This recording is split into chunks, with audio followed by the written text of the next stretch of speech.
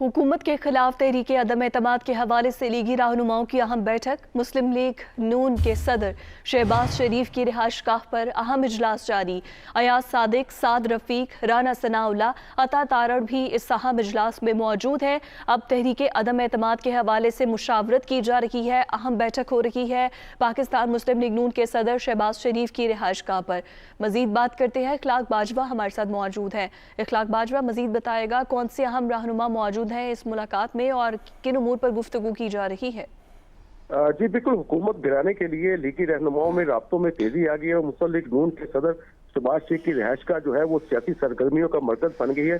वज़ीर-ए-आज़म के खिलाफ तहरीके अदम एतमाद के हवाले से लीगी रहनुमाओं में मुशावरत जो है वो जारी है। इस वक्त शहबाज शरीफ की रिहाइशगाह पर जो है वो मुस्लिम लीग नून के सीनियर रहनुमाओं पर इजलास जारी है और इस इजलास में आइंदा की सियासी हिकमत अमली और इस इजलास में वज़ीर-ए-आज़म के खिलाफ तहरीके अदम एतमाद के हवाले से मुशावरत जो है वो जारी है।